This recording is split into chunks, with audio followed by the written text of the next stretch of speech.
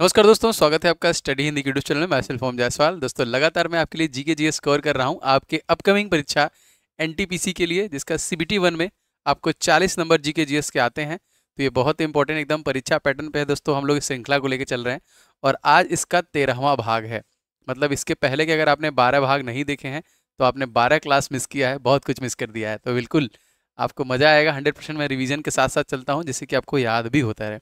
ये वाली क्लास आपको डेली 8:30 बजे रात में मिलती है और मिलती रहेगी परीक्षा तक। अभी तक रेलवे के जितने भी एग्जाम आएंगे सब तक आपको मिलेंगी, ठीक है। तो स्टार्ट करते हैं आज की क्लास को। तो इस वीडियो को लाइक कर दीजिएगा एज ऑलवेज, जैसा आप हमेशा करते हैं। वीडियो को शेयर किया करें, वो मेरे लिए इंपॉर्टेंट है। और अगर आप चैनल पे पहली बार आ रहे हैं तो चैनल को सब्सक्राइब जरूर कर लीजिएगा। और 100% इस क्लास के बाद आप करने वाले हैं। चलिए दोस्तों, और आप लोग क्लास का पीडीएफ भी मैं अवेलेबल करा देता हूँ। सिंपली आप study Hindi official play store पर सर्च करके डाउनलोड कर सकते हैं ऐप को, या फिर आपको मेरे यूट्यूब के प्रोफाइल पे भी इसका डायरेक्ट लिंक मिल जाएगा, या फिर इस वीडियो के डिस्क्रिप्शन बॉक्स में भी आपको एप्लीकेशन का लिंक मिल जाएगा। वहां से आप इस ऐप को पीडीएफ को डाउनलोड कर सकते हैं फॉर द रिवीजन। पहला क्वेश्चन नंबर 1 दोस्तों, इंटरपोल का मुख्यालय कहाँ पे है? ये प्रश्न क्या कह रहा है, किससे कह रहा है? जितने भी अंतर्राष्ट्रीय संगठन हैं उनके मुख्यालय से प्रश्न आपसे परीक्षा में पूछे गए हैं प्रीवियस परीक्षाओं में। तो इस क्वेश्चन का दोस्तों हो जाएगा सही आंसर आपका, जो कि लियोन्स हो जाएगा। ए इज द राइट आंसर, ठीक है। तो यहाँ पे देखिए मैंने सारे डिटेल आपके सामने रख दिए हैं और आपको मैं पूरा डिटेल के साथ कवर करते हुए चलूंगा। जैसे कि अगर आपसे पूछा जाएगा कि नाटो नाटो दोस्तों क्या होता है? नॉर्थ अटलांटिक ट्रीटी ऑर्गेनाइजेशन ना, उत्तरी अटलांटिक संधि संगठन जो है, इसकी स्टैब्लिशमेंट आपसे पूछी जाएगी। तो कब हुआ है? तो 1949 में हुआ है। और इसका मुख्यालय कहाँ पर है? तो ब्रुसेल्स देखिए बेल्जियम में है। और तत्कालिक इसके अध्यक्ष दोस्तों कौन है? तो यहाँ पे याद रखेंगे जेम्स स्टोलनबर्ग जो है इसके तत्कालिक अध्यक्ष हैं नाटो का। अगर हम बात करें WHO दोस्तों क्या है? तो ये है वर्ल्ड हेल्थ ऑर्गेनाइजेशन ना। ये आपके रिवीजन के लिए लिखा है, मैं बोल भी सकता हूँ, लेकिन आप जब तक देखोगे नहीं तब अब तक आपको याद नहीं होगा, इसलिए मैं लिखता हूँ। तो यहाँ पे देखिए वर्ल्ड हेल्थ ऑर्गेनाइजेशन की स्थापना हुई है 1948 में ना। दिख रहा है कि नहीं येलो कलर? हाँ दिख तो रहा है। 1948। और इसका मुख्यालय कहाँ पे है? जिनेवा। और टेड्रोस अदानम दोस्तों इसके अध्यक्ष आपके हो जाएंगे, ठीक है। इस तरह से international court of justice ICJ, इसका भी बहुत बार आया है। मुख्यालय कहाँ पे है? The Hague Netherland. इंपॉर्टेंट है, ये भी आया है। और इसकी स्थापना दोस्तों कब हुई है? तो ये हुई है 1945 में, ठीक है। और नवाब सलाम जी हैं तत्कालिक इसके अध्यक्ष हैं। IMF दोस्तों क्या है? International monetary fund. International monetary fund यहाँ पे हो जाएगा अंतर्राष्ट्रीय मुद्रा कोष, इसका फुल फॉर्म होता है हिंदी में। और इसकी स्थापना हुई है 1944 में। वॉशिंगटन DC इसका देखिए मुख्यालय हो जाएगा। और क्रिस्टलिना जॉर्जिया इसकी तत्कालिक प्रेसिडेंट है। UN आप सभी लोग बताएं, यूनाइटेड नेशन, ये काफी बार आया है, 1945 में स्टेब्लिश है। और यहाँ पे न्यूयॉर्क इसका जो कि मुख्यालय हो जाएगा। इस तरह यूनिसेफ दोस्तों क्या होता है? तो यूनिसेफ होता है दोस्तों यूनाइटेड नेशन चिल्ड्रन फंड। कभी कभी फुल फॉर्म भी पूछता है, तो याद रखेंगे। तो यहाँ पे संयुक्त राष्ट्र बाल कोष, यहाँ पे हम कह सकते हैं इसको। इसकी स्थापना 1946 में हुई है न्यूयॉर्क में दोस्तों, इसका मुख्यालय है। और कैथरीन रसेल जो है तत्कालिक इसकी प्रेसिडेंट है। ISA की बात करें दोस्तों, तो ISA होता है इंटरनेशनल सोलर अलायंस। 2015 में स्टैब्लिश किया गया था, गुरुग्राम भारत इसका हेडक्वार्टर है। और RK सिंह तत्कालिक इसके अध्यक्ष है। ADB दोस्तों क्या है? तो एशियन डेवलपमेंट बैंक दोस्तों हो जाएगा, एशियाई विकास बैंक। और दोस्तों इसकी स्थापना कब की गई है? 1966 में। फिलीपींस इसका मुख्यालय है। और देखिए मात्सुगु असाकावा इसके अध्यक्ष हैं। फाफ्ट दोस्तों क्या होता है? तो फाइनेंशियल एक्शन टास्क फोर्स, इसकी स्टैब्लिशमेंट है 1989, पेरिस फ्रांस में इसका मुख्यालय है। और T राजा कुमार इसके तत्कालिक प्रेसिडेंट हो जाएंगे, ठीक है। तो ये इसी तरह सभी प्रश्नों का हम रिवीजन करते चलेंगे। मैं बार बार आपको दिखाऊंगा तभी आपको याद होगा ना। मेरी कोशिश हमेशा याद की रहती है। तो मुख्यालय याद कर लीजिएगा, स्थापना याद कर लीजिएगा, और अध्यक्ष 1 से 2 नंबर 100% यहाँ से आने वाले हैं परीक्षा में, ठीक है। इसका PDF मैं आपको इसलिए देता हूँ कि आप PDF से रिवीजन कर पाए। चलिए आगे बढ़ते हैं। सप्तरथ मंदिर कहाँ पर अवस्थित है ना? जितने भी धरोहर है, मंदिर है भारत में, जो प्रसिद्ध मंदिर है, आप प्रीवियस परीक्षा में देखेंगे पूछा हुआ है दोस्तों, ये महाबलीपुरम हो जाएगा ना, महाबलीपुरम। अब यहाँ पे कुछ मंदिर जो बहुत फेमस है, जो बार बार परीक्षा में पूछे गए, जैसे अगर आपसे जगह बद्रीनाथ मंदिर कहाँ पर है, तो आपको पता है बद्रीनाथ उत्तराखंड में है। और किस नदी के किनारे है, कभी कभी यही पूछता है, तो अलकनंदा नदी के। केदारनाथ मंदिर आप सभी को पता है दोस्तों, ये भी केदारनाथ उत्तराखंड में है। और दोस्तों ये मंदाकिनी नदी किनारे है। जैसे काशी विश्वनाथ मंदिर है बनारस में, जहाँ से क्लास में ले रहा हूँ दोस्तों, ये गंगा नदी के किनारे पे है। स्वर्ण मंदिर दोस्तों कहाँ पे? अमृतसर, ये देखिए पंजाब में रावी नदी किनारे। अमरनाथ मंदिर पहलगाम जम्मू कश्मीर, अमरावती नदी किनारे है। वैष्णो देवी मंदिर देखिए जम्मू कश्मीर में स्थित है, देविका नदी के किनारे है। अक्षरधाम मंदिर देखिए नई दिल्ली यमुना नदी के किनारे है। कोणार्क का दोस्तों जो सूर्य मंदिर है, कोणार्क उड़ीसा में है, चंद्रभागा नदी के किनारे है। इधर बृहदीश्वर मंदिर दोस्तों तंजावुर तमिलनाडु में है, जो कि कोलिदाम नदी के किनारे पे स्थित है। ये प्रमुख मंदिर है। आपको इनके स्थान और कभी कभी इसके निकटतम नदी का भी नाम आपसे पूछता है। चलिए आगे बढ़ते हैं। स्वामीनारायण मंदिर अक्षरधाम कहाँ पर स्थित है? अगेन देखिए क्वेश्चन आ गया। तो यहाँ पे स्वामीनारायण जो मंदिर दोस्तों, ये आपका गांधीनगर में हो जाएगा। ठीक है, याद रखेंगे गांधीनगर में है। इसी तरह और भी लिंगराज मंदिर उड़ीसा में है, सोमनाथ मंदिर गुजरात में है, जगन्नाथ मंदिर उड़ीसा में है, कामाख्या मंदिर असम में है, शनि सिग्नापुर मंदिर महाराष्ट्र में है, शिरडी साई राम मंदिर महाराष्ट्र में है, दिलवाड़ा का जैन मंदिर देखिए राजस्थान माउंट आबू में है, खजुराहो देखो मंदिर हो जाएगा मध्य प्रदेश में, तिरुपति बालाजी मंदिर तिरुपति तिरुमाला आंध्र प्रदेश में है। और किस किस नदी के किनारे बसा है सब मैंने मेंशन किया हुआ है, तो आप पढ़ते रहेंगे, बार बार क्वेश्चन को रिपीट किया जाएगा ना तो याद हो जाएगा। बस क्लास आप रेगुलर लिया करें, 10 से 15 मिनट डेली बेसिस पे आपको इस क्लास में देना है परीक्षा तक, क्योंकि जीके का रिवीजन नहीं करेंगे तो आप भूल जाएंगे, इस बात की मैं गारंटी लेता हूँ। तो रिवीजन करेंगे तो इस बात की गारंटी मैं लेता हूँ कि आपको याद रहेगा। कर्नाटक के नए मुख्यमंत्री दोस्तों कौन बने हैं? यहाँ पे पहला वाला ऑप्शन देख रहे हैं, कितना खतरनाक ऑप्शन डाला गया है आप लोग के लिए स्पेशल। आतिशी मारलेना का नाम सुना आप लोगों ने? अरे अभी जस्ट बदली है 2 दिन पहले, लेकिन मैंने इसे ले लिया है। जी दोस्तों, दिल्ली की नई सीएम बनी है ये। ठीक है, तो दिल्ली की अगर आपसे पूछा जाएगा तो अरविंद केजरीवाल नहीं है, अब बदल चुके हैं, पिक्चर मैंने ले लिया है। फिलहाल कर्नाटक के जो मुख्यमंत्री हैं वो है सिद्धारमैया, मोस्ट इंपॉर्टेंट। अब यहाँ पे आतिशी जो मारलेना है, यहाँ पे आप पिक्चर भी देख रहे हैं, ये नई बनी है मुख्यमंत्री आपके कहाँ के? दिल्ली की। अच्छा, और भी हमारे ऑप्शन इंपॉर्टेंट है। नायब सिंह सैनी अगर आपसे पूछा जाएगा दोस्तों, तो ये आपके कहाँ के हो जाएंगे? तो ये हो जाएंगे आपके हरियाणा के। ठीक है, मनोज सिन्हा दोस्तों ये एलजी हैं, लेफ्टिनेंट गवर्नर कहाँ के? जम्मू एंड कश्मीर के। तो आप चारों ऑप्शन जान गए, रिवीजन कर लिए। अगर आपसे पूछा जाएगा सिद्धारमैया जो है यहाँ पे जो कर्नाटक के सीएम है, ये किस पार्टी से हैं? तो ये कांग्रेस पार्टी से है। और कर्नाटक के स्टैटिक जीके को अगर हम देखें तो कर्नाटक का गठन किया गया था 1 नवंबर 1956 में। राजधानी पता है बेंगलुरु। यहाँ का सुपर कोड क्या है? देखिए स्पेशल नंबर कर लीजिए 28/12/224, ये याद रख लीजिएगा। ये लोकसभा सीट, ये राज्यसभा सीट, ये विधानसभा की सीटें हैं। ठीक है, ये प्रश्न आता है कि इस राज्य का लोकसभा सीट क्या है, राज्यसभा सीट क्या है, विधानसभा सीट क्या है। और यहाँ के राज्यपाल बहुत इंपॉर्टेंट है, थावर चंद्र गहलोत। तो आप हमेशा सिद्धारमैया के साथ साथ थावर चंद्र गहलोत का भी नाम अपने दिमाग में डालिए, डालते जाइए। सिद्धारमैया थावर चंद्र गहलोत, सिद्धारमैया थावर चंद्र गहलोत, सिद्धारमैया थावर, कि अगर किसी स्टेट का मुख्यमंत्री पूछे तो आपको याद हो, अगर किसी स्टेट का राज्यपाल पूछे तो आपको याद हो। मुख्यमंत्री का आर्टिकल कितना होता है? Article number 164। ठीक है, और राज्यपाल का आर्टिकल क्या होता है? आर्टिकल नंबर 155, ये भी याद रख लीजिएगा। हिमाचल प्रदेश के नए मुख्यमंत्री दोस्तों कौन बने हैं?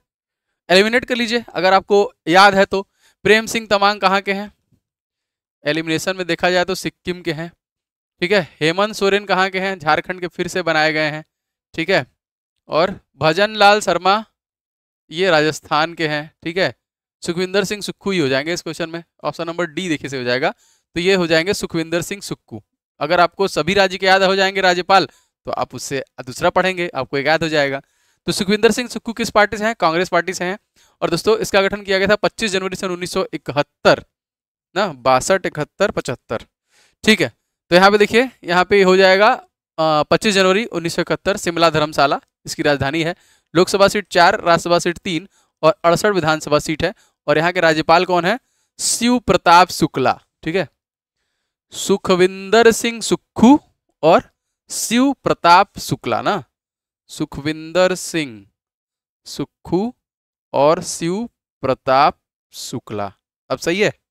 SSS एंड SPS, मैं बस याद करने के लिए कह रहा हूँ कि ये हो गए यहाँ पे मुख्यमंत्री हो गए और ये हो गए आपके भैया गवर्नर। सुखविंदर सिंह सुक्खू और शिव प्रताप शुक्ला यहाँ के गवर्नर हो जाएंगे। क्लियर? नेक्स्ट देखते हैं। राज्यपाल की नियुक्ति के लिए न्यूनतम आयु क्या होती है? दोस्तों राज्यपाल की नियुक्ति के लिए न्यूनतम आयु होती है 35 वर्ष। कोई व्यक्ति राज्यपाल नियुक्त होने का पात्र तभी होगा जब वह भारत का नागरिक हो और 35 वर्ष की आयु पूरी कर चुका हो। ठीक है, और आर्टिकल किसके तहत दोस्तों शपथ लेता है? तो आर्टिकल नंबर 175। आर्टिकल भी याद रखिएगा, मोस्ट इंपॉर्टेंट वाला याद रखिएगा। जैसे आपका आर्टिकल नंबर 52 दोस्तों किसके लिए होता है? तो ये प्रेसिडेंट के लिए होता है। ठीक है, आर्टिकल नंबर 75 किसके लिए होता है? तो ये PM के लिए होता है। आर्टिकल नंबर 164 किसके लिए होता है? CM के लिए होता है। 155 मैंने आपको बता दिया, ये होता है गवर्नर के लिए। ठीक है, इसके साथ साथ आप 80 किसके लिए होता है? 80 होता है राज्यसभा के लिए। 81 दोस्तों किसके लिए होता है? ये होता है लोकसभा के लिए। 85 दोस्तों किसके लिए होता है? लोकसभा भंग के लिए होता है। आर्टिकल नंबर 72 दोस्तों किसके लिए होता है? राष्ट्रपति का क्षमादान होता है ना। चलिए आगे बढ़ते हैं। आपके लोगों के लिए कुछ मोस्ट इंपॉर्टेंट ई बुक जो मेरे द्वारा बनाए गए हैं, मोस्ट रिकमेंडेड है, आप लोग इसे ले सकते हैं हमारे ऐप के थ्रू। जैसे 500 क्वेश्चन दोस्तों मैथमेटिक्स का सुपर गेस्ट क्वेश्चन है। मैथ अभी से लगाना चालू कर दीजिए, क्योंकि प्रैक्टिस अभी से करेंगे तभी धीरे धीरे आप आगे जाके टेस्ट सीरीज वगैरह लगाएंगे तो आपको आइडिया लगेगा। तो 500 क्वेश्चन को लगा डालिए, एकदम परीक्षा पैटर्न पर है, जैसे परीक्षा में क्वेश्चन बने हुए हैं, और सारा सोल्यूशन के साथ आपको ये दिया गया है 500 प्रश्न, ठीक है।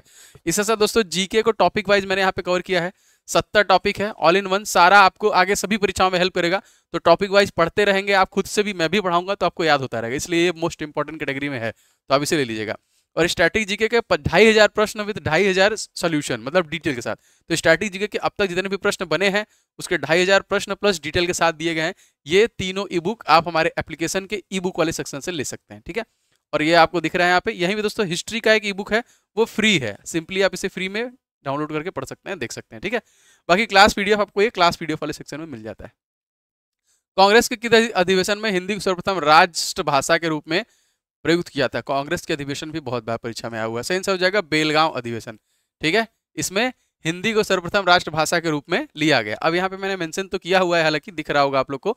तो बेलगांव अधिवेशन 2024 में ही, अगर आपसे मान लीजिए कभी पूछ लिया कि कब हुआ था, तो 1924 महात्मा गांधी इसमें प्रेसिडेंट बनाए गए थे। इसके पहले भी कुछ अधिवेशन हुए, जैसे कौन कौन से?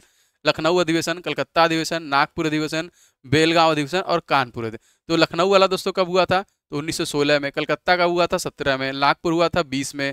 24 देखिए हुआ था आपका बेलगांव अधिवेशन। 25 में हुआ था कानपुर अधिवेशन। और सरोजिनी नायडू, जो कि प्रथम भारतीय महिला अध्यक्ष भी बनी थी, सरोजिनी नायडू, ठीक है। तो ये आपसे पूछता है, तो इसलिए मैं रिवीजन के लिए रखा हूँ। आप क्लास रेगुलर लिया करिए, कोई दिक्कत नहीं। जितने भी मेरे पीछे क्लास छूटे हुए हैं उनको भी आप पढ़ डालिए। मैं गारंटी के साथ कर रहा हूँ कि मेरे क्लास में आपको चीज़ें याद होंगी। बार बार मैं इसीलिए बताता हूँ क्योंकि मुझे पता है टेक्निक क्या है। जब तक आप रिवीजन नहीं करेंगे आपको याद नहीं होगा। तो वीडियो को लाइक करते रहना और शेयर किया करो, कम से कम 2-4 शेयर मार दिया करो। चलो आगे बढ़ते हैं। भारत के नए शिक्षा मंत्री कौन है? तो शिक्षा मंत्री हमारे तत्कालिक कौन है? धर्मेंद्र प्रधान हो जाएंगे, ठीक है। B is the right answer. कौन क्या है मोदी मंत्रिमंडल में, आपको थोड़ा सा रिवीजन करना पड़ेगा। आज के आपके लिए प्रश्न है, जी हाँ दोस्तों, आपको बताना है कि तत्कालिक जो है नितिन गडकरी जी हैं, जो ये कौन से मंत्री हैं। आप बहुत आसान है, बहुत बेहतरीन मंत्री भी हैं, तो कमेंट करके बताइए इनके पास कौन सा मंत्रालय। देखिए यहाँ पे एक ऑप्शन भी दिया हुआ है, नए सूक्ष्म लघु और उद्यम मंत्री ना, जब तक तोड़ेगा नहीं तब तक छोड़ेगा नहीं। सूक्ष्म लघु मध्यम उद्यम मंत्री दोस्तों कौन बने, इनका नाम क्या है? आप समझ गए होंगे मैं क्या बताना चाह रहा हूँ। जीतन राम मांझी हो जाएगा इस क्वेश्चन में। मोस्ट इंपॉर्टेंट प्रश्न है ये भी, तो ये भी याद रखेंगे, विद फोटो याद रखेंगे, तो कभी भी न्यूज वगैरह में देखते हैं तो हम लोग को याद हो जाता है। विश्व स्वास्थ्य संगठन की एकमात्र महिला अध्यक्ष का नाम यहाँ पे पूछा जा रहा है दोस्तों, ये इनका नाम याद रखेंगे, डॉक्टर सुशीला नायर हो जाएगा, ठीक है। अगर हम बात करें विश्व स्वास्थ्य संगठन का दोस्तों, तो दोस्तों दुनिया भर में देशों में स्वास्थ्य से जुड़ी समस्याओं पर काम करने वाली एक संस्था है। यह संयुक्त राष्ट्र की एक एजेंसी है और इसका मुख्यालय है दोस्तों कहाँ पे? स्विट्जरलैंड के जिनेवा में, ठीक है। ये मैंने आपको भी कुछ देर पहले ही बता दिया। इसकी स्टैब्लिशमेंट भी पूछती है, तो 7 अप्रैल 1948 को दोस्तों इसी दिन इसको स्थापित किया गया था और इसी दिन हम लोग WHO दिवस के रूप में भी मनाते हैं। चलिए अब देखिए यहाँ पे इसके जो महानिदेशक हैं इथियोपिया के डॉक्टर हैं टेड्रोस एधानोम, इन्हीं तत्कालीन भी मैंने इसके पीछे वाले क्वेश्चन में आपको बताया था। भारत भारती के लेखक कौन है? देखिए इस प्रकार के बुक जो हैं, पुराने वाले जो लेखन है, कृतियां हैं, उनके लेखक पूछता है। प्रीवियस ईयर क्वेश्चन मैंने यहाँ पे लिया हुआ है। सही आंसर दोस्तों हो जाएगा पे मैथिली शरण गुप्त हो जाएगा, ठीक है। भारत भारती के लेखक कौन है? तो मैथिली शरण गुप्त आपके हो जाएंगे। अच्छा अब यहाँ पे देखिए कुछ जैसे प्रश्न हमसे पुराना पूछा हो कौन कौन से, जैसे राज तरंगनी किसके द्वारा लिखी गई है? कल्हड़ के द्वारा। आंसू जयशंकर प्रसाद। डिवाइन लाइफ दोस्तों शिवानंद के द्वारा। यामा देखिए ये बहुत बड़ा है, यामा किसके द्वारा लिखा गया है? महादेवी वर्मा। गीतांजलि रविन्द्रनाथ टैगोर को नोबेल पुरस्कार दोस्तों इसी के लिए मिला था। महाभारत वेद व्यास देखिए। सुरसागर सूरदास के द्वारा। अर्थशास्त्र चाणक्य के द्वारा, कौटिल्य जी ने हम लोग कहते हैं। तो इस प्रकार से प्रश्न पूछा गया। राजतरंगी किसके द्वारा लिखा गया था? कल्हड़। 4 ऑप्शन देखिए, इस तरह पूछ लिया ना। अर्थशास्त्र किसके द्वारा लिखा गया? चाणक्य। तो ये याद रखना है आपको। परिवर्तन मंडल या क्षोभ मंडल में तापमान क्या है? ऊंचाई के साथ घटता है, ऊंचाई के साथ बढ़ता है, अपरिवर्तित रहता है, या फिर पहले घटता है फिर बढ़ता है। मैंने आपको इसके पहले वाले क्लास में बताया ना लेयर्स, कौन कौन से लेयर है, पहले कौन सा है, दूसरा कौन है, तीसरा कौन है, फिर से बताता हूं। तो परिवर्तन मंडल या क्षोभ मंडल, क्षोभ मंडल में तापमान क्या कह रहा है? ऊंचाई के साथ बढ़ेगा घटेगा? बिल्कुल ऑप्शन नंबर ए, ऊंचाई के साथ दोस्तों ये घटता है, ठीक है। अब यहाँ पे देख सकते हैं ये है सबसे पहला वाला लेयर पृथ्वी के से, जिसमें बादल का गरजना, धूप छांव, आंधी तूफान क्षोभ मंडल में होता है। इस बात दोस्तों आपका आता है समताप मंडल, स्ट्रेटोस्फीयर जिसे हम लोग बोलते हैं। इसमें वायुयान का उड़ना, सारी चीजें होती है, समान ताप समान होता है। इसके बाद दोस्तों आपको आपका मध्य मंडल, यहाँ पे देखिए उल्का पिंड वगैरह गिरते हैं ना। इसके बाद दोस्तों आपका आता है आयन मंडल, ठीक है, इसमें हमारे हमारे सैटेलाइट वगैरह सारे इसी में रहते हैं। और दोस्तों इसके बाद होता है बहिर्मंडल, इसका कोई सीमा ही नहीं है। कभी कभी आपसे इसका डिस्टेंस पूछता है कितने कितने का है, तो दोस्तों यहाँ पे देखिए 18 किलोमीटर तक का आपका होता है ट्रोपोस्फेयर, जिसे हम लोग बोलते हैं क्षोभ मंडल, ठीक है।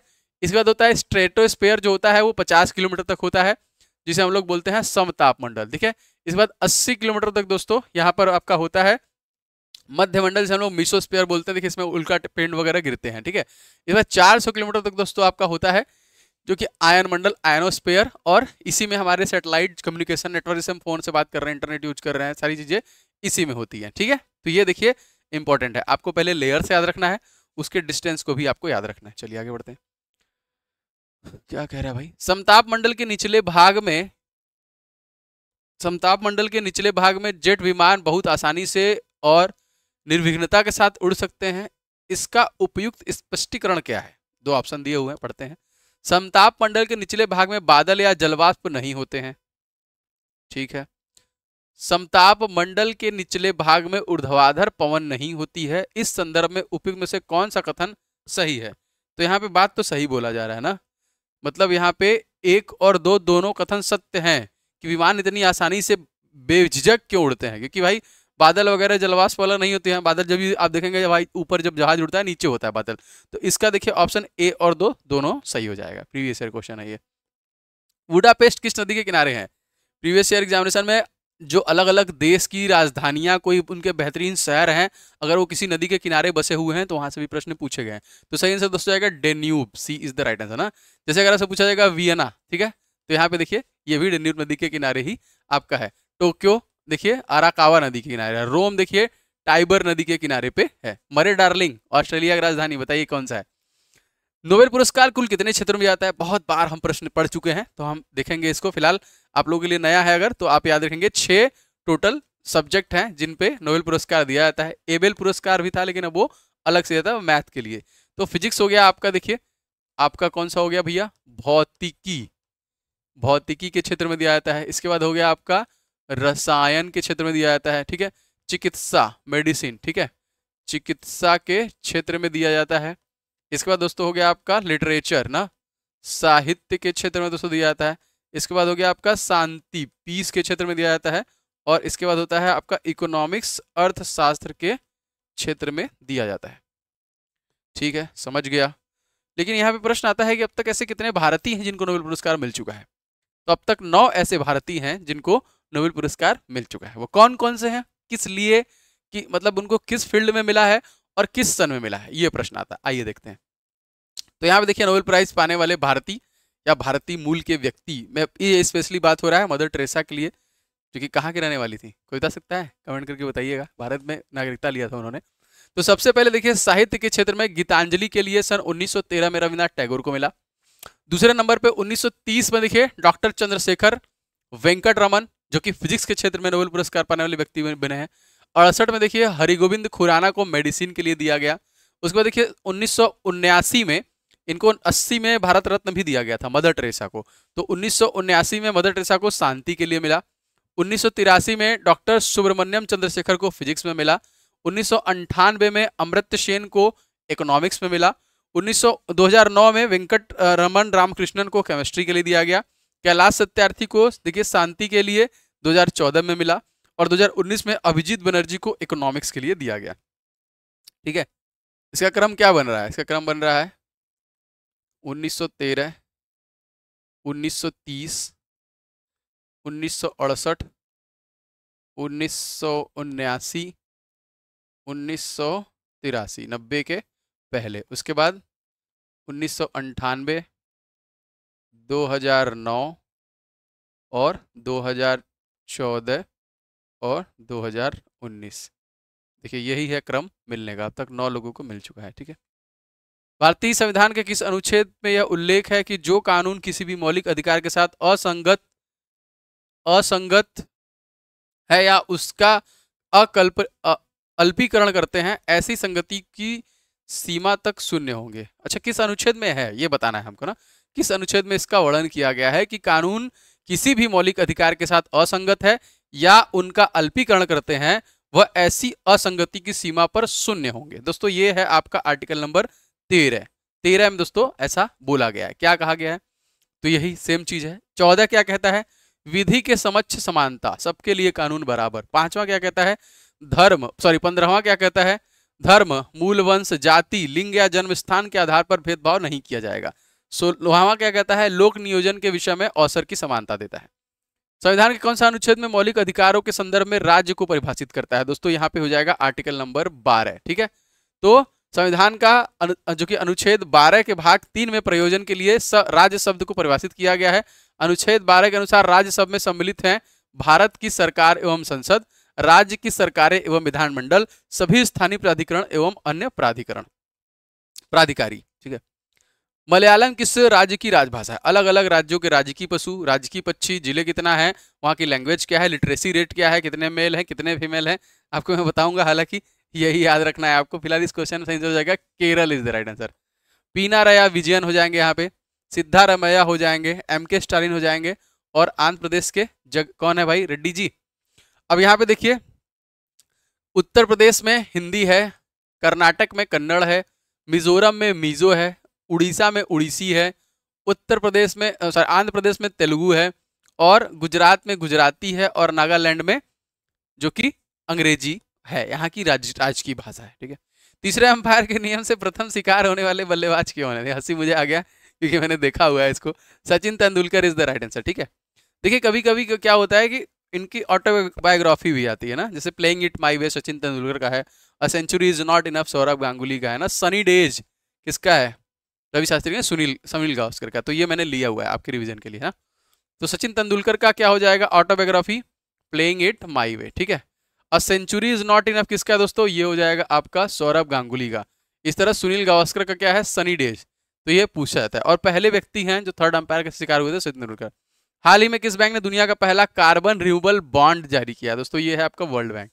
ठीक है, विश्व बैंक ने अमेजन पुनर्वनीकरण के लिए धन जुटाने हेतु दुनिया भर से, मतलब फिर से वन लगाने के लिए, पहला कार्बन रिन्यूएबल बॉन्ड जारी किया है। 26 नवंबर 2024 को किस यूनिवर्सिटी द्वारा भारत के पहले संविधान संग्रहालय का उद्घाटन किया जाएगा? अपकमिंग, ठीक है, नवंबर में पहले ही उसका अनाउंसमेंट किया जाएगा। OP जिंदल ग्लोबल यूनिवर्सिटी हो जाएगा। ठीक है, तो OP Jindal global university Bharat का पहला संविधान संग्रहालय स्थापित करने की घोषणा किया है। भारत के पहले संविधान संग्रहालय का उद्घाटन 26 नवंबर 2024 को संविधान दिवस के उपलक्ष्य में किया जाएगा। इस बार पूरे देश में 26 नवंबर को भारतीय संविधान को अपनाने की 75वीं वर्षगांठ मनाई जाएगी इस साल। ठीक है, ज्वालामुखी के मुख को क्या कहते हैं? तो ज्वालामुखी के मुख को बोलते हैं क्रेटर। ये देखिए इसका जो मुख होता है ना, इसको क्या बोलते हैं? इसको बोलते हैं क्रेटर। चलिए आगे बढ़ते हैं। निम्नलिखित में से कौन सी नदी डेल्टा नहीं बनाती है? दोस्तों नदियां तो आपको पता होना चाहिए, उनकी लेंथ पता होना चाहिए, उनका उद्गम स्थान भी पता होना चाहिए ना। जैसे गंगा गंगोत्री से निकलती है, ठीक है, कृष्णा महाबालेश्वर से निकलती है, गोदावरी कहाँ से? त्र्यंबकेश्वर से निकलती है ना, और ताप्ती सतपुड़ा पहाड़ियों से देखिए निकलती है यहाँ पे। तो आपको पता होना चाहिए गंगा कहाँ से निकलती है, ये भी याद रख लीजिएगा। तो इस क्वेश्चन देखिए हो जाएगा गंगोत्री। ठीक है, यहाँ पे क्या था? कौन सी नदी डेल्टा नहीं बनाती है? तो ताप्ती आपकी नहीं बनाती है। कृष्णा नदी दोस्तों कहाँ से निकलती है? ये निकलती है महाबालेश्वर से। ठीक है, गंगोत्री नदी दोस्तों कहाँ से निकलती है? तो ये त्र्यंबकेश्वर से निकलती है, त्र्यंबकेश्वर से ये निकलती है। ठीक है, और ताप्ती नदी मध्य प्रदेश के बैतूल जिले के मुल्ताई से निकलती है। तो इनके उद्गम स्थान को भी आपको याद रखना है। प्लासी का युद्ध कब लड़ा गया था? हमारे ऑप्शन में तो दिख रहा है वैसे कि 3 तो पानीपत ही दिख रहा है। पानीपत का प्रथम युद्ध कब हुआ था? 1526। पानीपत का द्वितीय युद्ध हुआ था 1556। पानीपत का तृतीय युद्ध हुआ था सन 1761 में। तो 3 तो एलिमिनेट ही हो गया। तो प्लासी का युद्ध कब हुआ था? 1757 में। Easy one. अब ये कहाँ पे हुआ था? ठीक है, किसके बीच में हुआ था याद रखेंगे। तो प्लासी का प्रथम युद्ध 23 जून सन 1757 को भागीरथी तट पर प्लासी नामक स्थान पर हुआ था। इस युद्ध में एक तरफ ब्रिटिश ईस्ट इंडिया कंपनी की सेना थी और दूसरी तरफ बंगाल के नवाब की सेना थी। रॉबर्ट क्लाइव के नेतृत्व में कंपनी की सेना ने नवाब सिराजुद्दौला को हराया था। अलीनगर की संधि कब हुई थी? प्रश्न आया हुआ है, प्रीवियस ईयर परीक्षा है। तो देखिए उसी समय हुई थी, 1757 में ही ये आपका हुआ था। तो ये क्लास आपके लिए बहुत इंपॉर्टेंट है, रेगुलर बेसिस पे लिया करिए। कैसी लगी बताइएगा, वीडियो को लाइक कर दीजिएगा।